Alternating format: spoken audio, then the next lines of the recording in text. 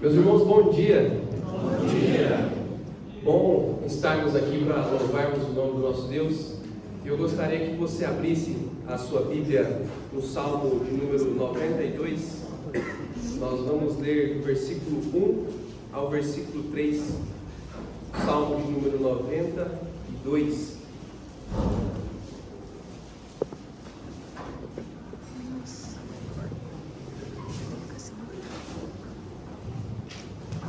Gostaria que você me acompanhasse nessa leitura. Bom é render graças ao Senhor e cantar louvores ao teu nome, ó Altíssimo, anunciar de manhã a tua misericórdia e durante as noites a tua fidelidade, com instrumento de 10 cordas, com saltério e com solenidade da harpa. Eu gostaria que a igreja lesse comigo o verso 1, todos a uma só voz. Bom é render graças ao Senhor e cantar louvores ao teu nome, ó Altíssimo.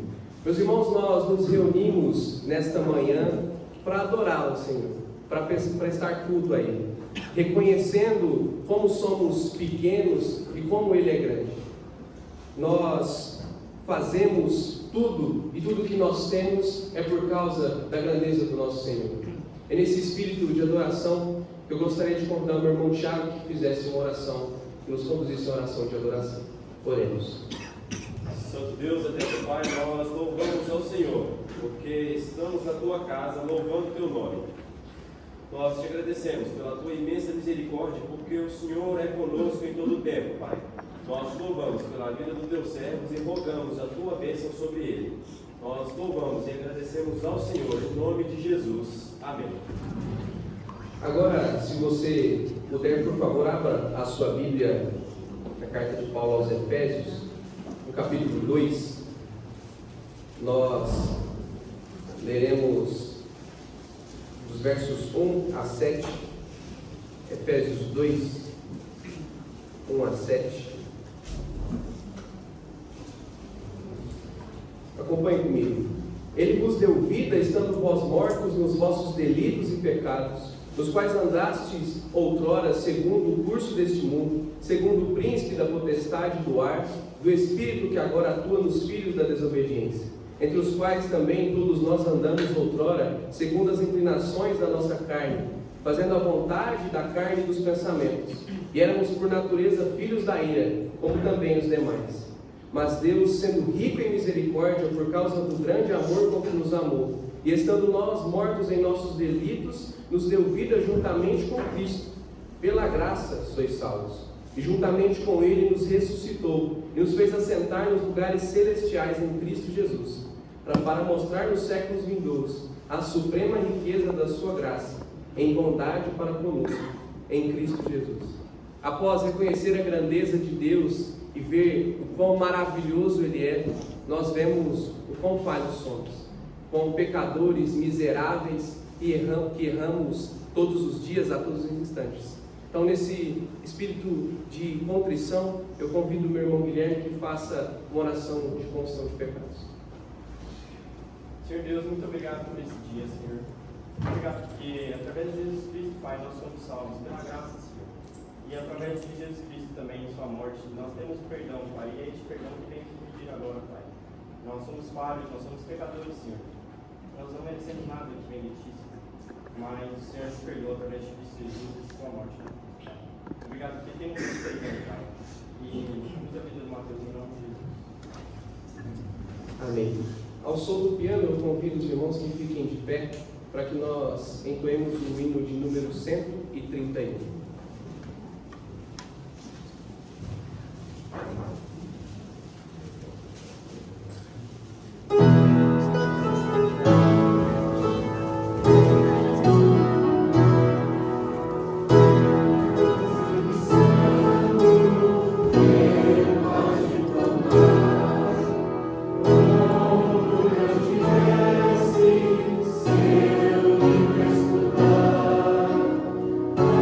Seu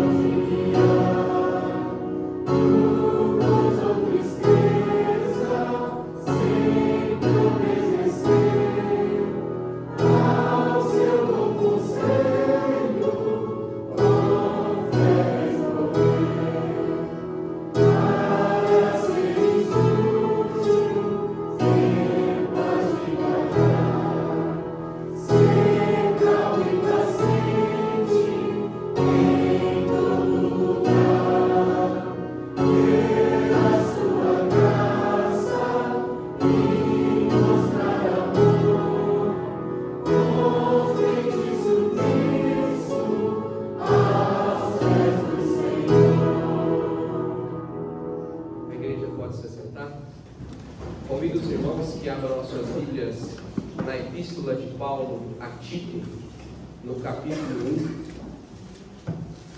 Carta de Paulo a Tito, capítulo 1, nós vamos ler do versículo 5 ao versículo 9.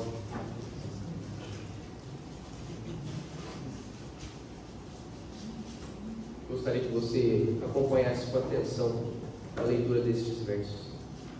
Leamos. Por esta causa te deixei em Creta, para que pusesses em ordem as coisas restantes, bem como em cada cidade constituísses presbíteros conforme te prescrevi.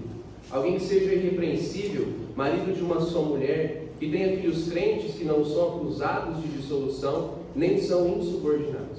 Porque é indispensável que o bispo seja irrepreensível como despenseiro de Deus, não arrogante, não irascível, não dado ao vinho, nem violento, nem cobiçoso de torpe ganância, antes hospitaleiro, amigo do bem, sóbrio, justo, piedoso, que tenha domínio de si, apegado à palavra fiel, que é segundo a doutrina, de modo que tenha poder tanto para exortar pelo reto ensino, como para convencer os que o contradizem. Feche seus olhos, vamos orar. Santo Deus e eterno Pai, nesse momento, rogamos ao Senhor que o Senhor fale aos nossos corações através da Tua palavra, que a Tua igreja esteja com os ouvidos e os corações abertos, para que nós possamos sair daqui transformados pelo Teu Santo Espírito. Em nome de Jesus que oramos. Amém. O mundo o qual vivemos passa por uma fase um tanto perturbadora, eu diria. Nós estamos naquela famosa era do relativismo, onde não há verdade absoluta. Cada um faz o que acha que está certo e vive tranquilo com as suas decisões, mesmo que elas estejam pautadas em princípios completamente errados. Mas Deus não nos deixa à mercê dessa confusão. Enquanto todo mundo erra, nós ouvimos aquela frase de Deus que você com certeza também já ouviu da sua mãe: você não é todo mundo. Ele nos chama para viver de uma forma irrepreensível com base na sua palavra. Mas por que a vida irrepreensível é tão importante? Como nós podemos seguir uma vida irrepreensível com base na palavra de Deus? E é isso que nós vamos pensar hoje. Por isso o tema da nossa meditação é esse: o caminho para uma vida irrepreensível. Mas antes de nós entendermos o que Paulo está dizendo, nós precisamos lembrar o contexto dessa carta.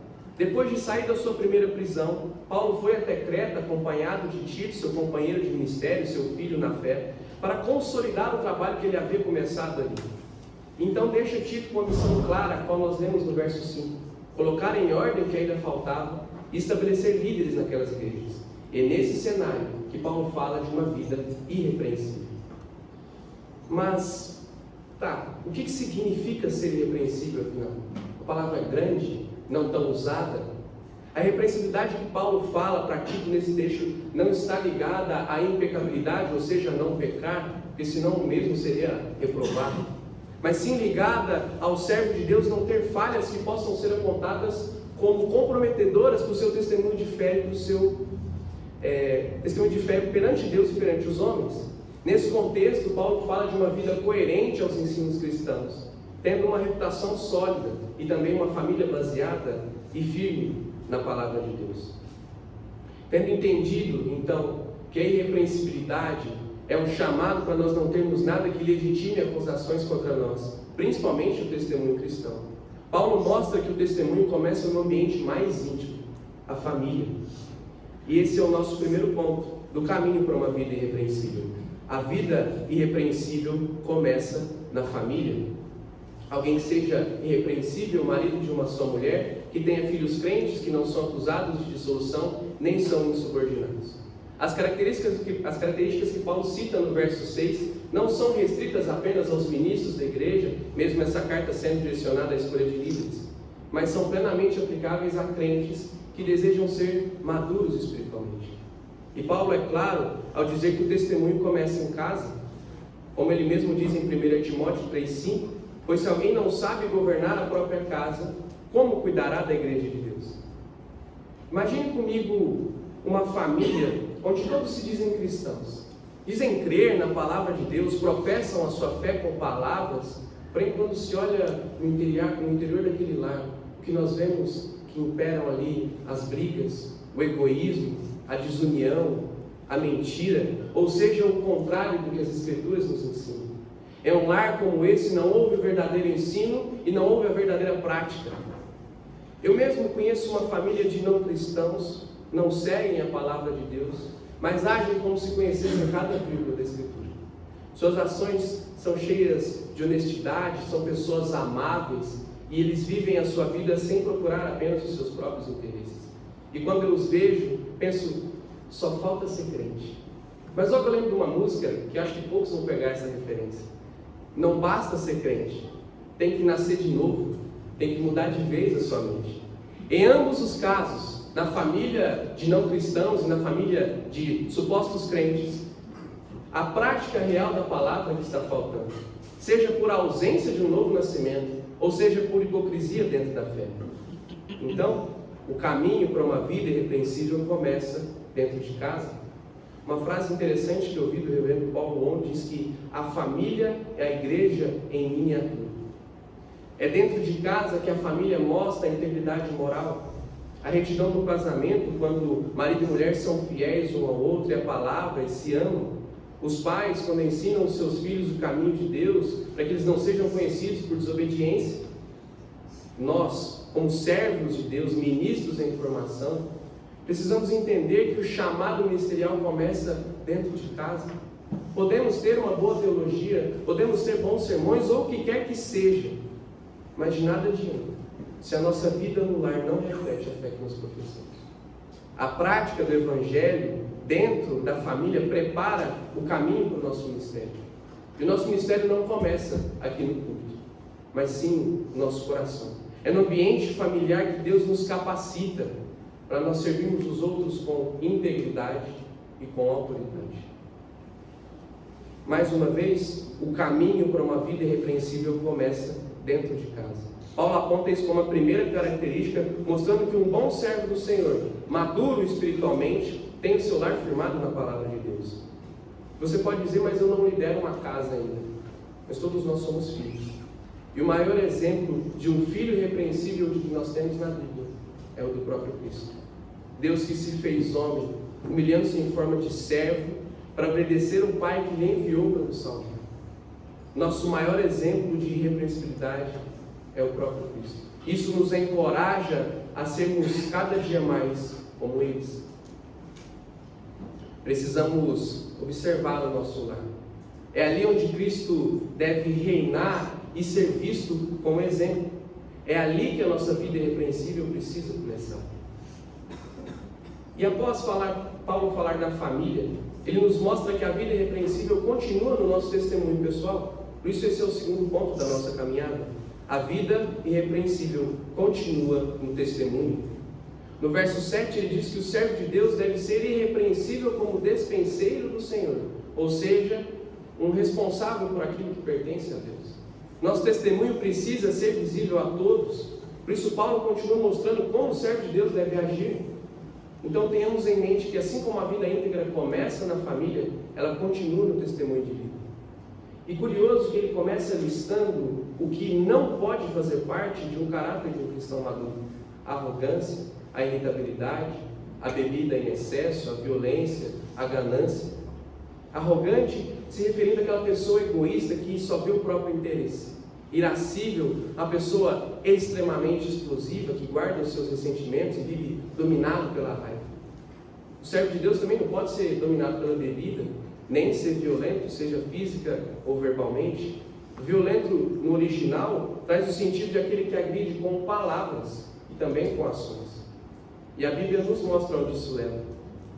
Moisés matou o egípcio, Pedro cortou a orelha do soldado mau. Pessoas que agiram sem domínio próprio, movidas pela ira. E como quase de praxe, quero citar uma frase do Reverendo Hernandes Dias Lopes.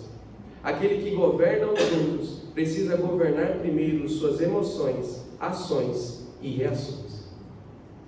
Além disso, o cristão também não pode ser ganancioso. Alguém que busca os seus objetivos sem primeiro se importar com os meios. Creta, onde Tito estava, era conhecida pela ganância, onde os próprios filósofos da época diziam que os cretenses amavam tanto o dinheiro como abelhas amam o mel. E quando nós voltamos os nossos olhos para o contexto da época, logo nós nos lembramos dos fariseus, que por fora pareciam religiosos, piedosos, mas a fé que professavam com palavras não se refletia na prática. Eram arrogantes, eram gananciosos, muitas vezes dominados pela hipocrisia. E o mais grave, estavam dentro da principal religião da época. Eram líderes. Por isso Cristo os confronta duramente e os chama de sepulcros caiados. Bonitos por fora, porém podres por dentro.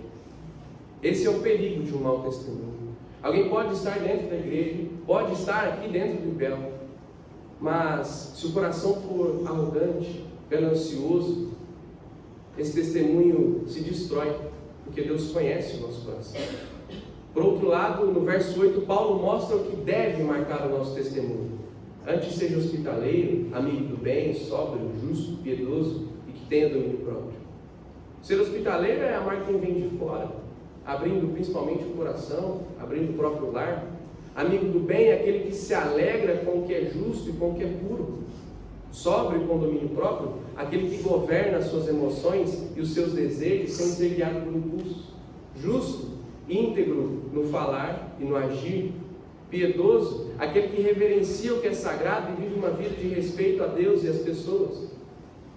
Agora, quando nós olhamos para a palavra de Deus, podemos entender que o verdadeiro testemunho não está apenas em palavras bonitas ou na aparência religiosa que nós temos, mas em um caráter moldado por Cristo.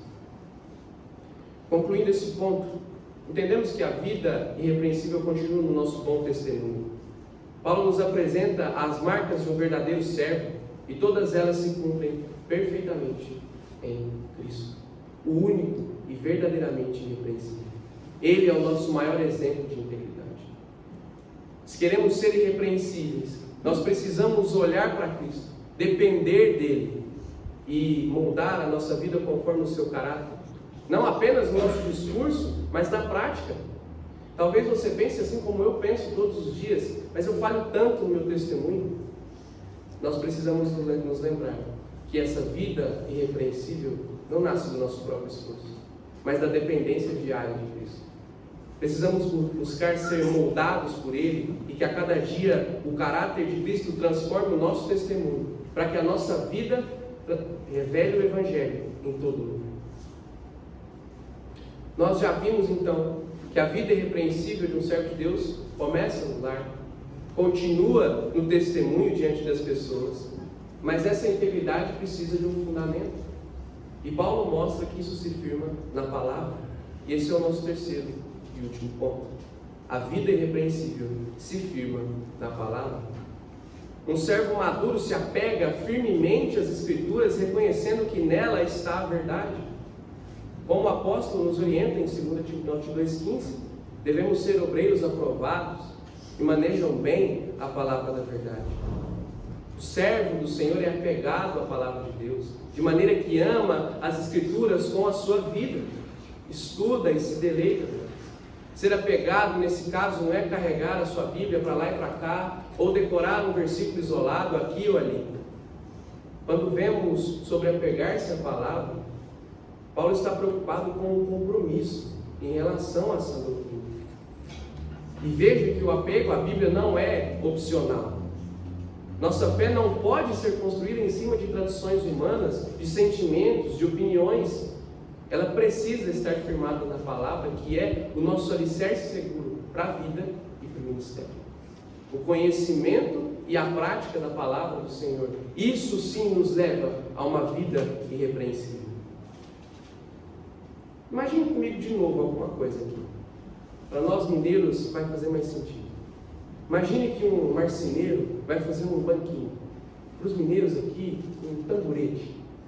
Esse banquinho que tem 3 pernas. Um banquinho comum.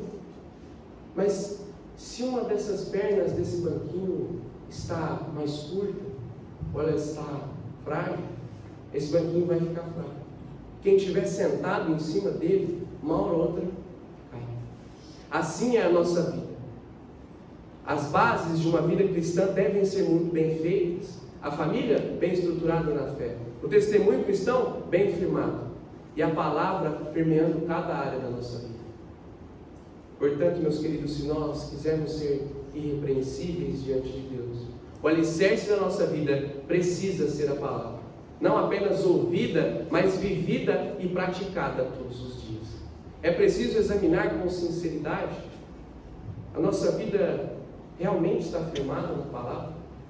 Se a resposta for não, eu diria que esse é um excelente momento para nós repensarmos a nossa vida como cristãos que dizemos ser. Nós só seremos irrepreensíveis se aplicarmos essa verdade na prática, dia após dia. Mateus 7,24 nos diz: todo aquele, pois, que ouve estas minhas palavras e as pratica, será comparado ao homem prudente, que edificou a sua casa sobre a rocha. Cristo, a palavra viva, não apenas nos ensinou, mas viveu cada princípio perfeitamente. Para alcançarmos essa tão sonhada vida irrepreensível, precisamos andar como o próprio Cristo andou, sendo obedientes ao Pai e fundamentados na palavra. Portanto, meus irmãos, hoje nós percorremos esse caminho, o caminho de uma vida irrepreensível.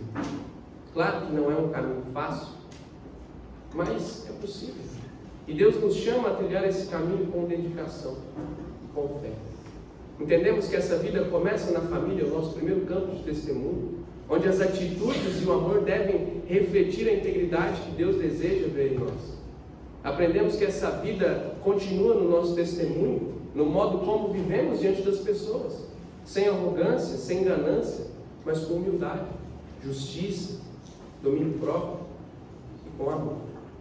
E mais do que isso, sabemos que a base firme para tudo que nós ouvimos hoje é a palavra de Deus, que deve ser o nosso alicerce diário, o nosso guia e a nossa fonte de vida, de sabedoria.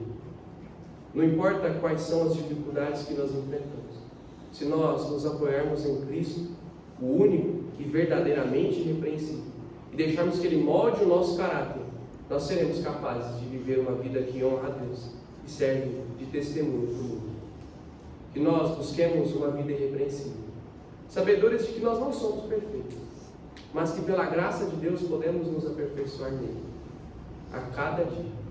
Que o Senhor nos conceda força para vivermos assim, para a glória do seu nome e testemunho do seu Evangelho. Amém. Eu gostaria de pedir que a professora Carol Silva nos dirigisse em oração e que o reverendo Edson impetrasse a Deus.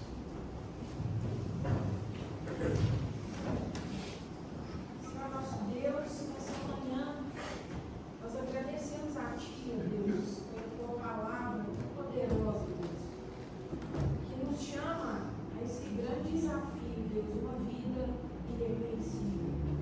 Nós olhamos, ó Deus, para essa realidade e nos constrangemos, ó Pai, pois reconhecemos muitas vezes, Deus, estamos aquém daquilo que o Senhor deseja de nós.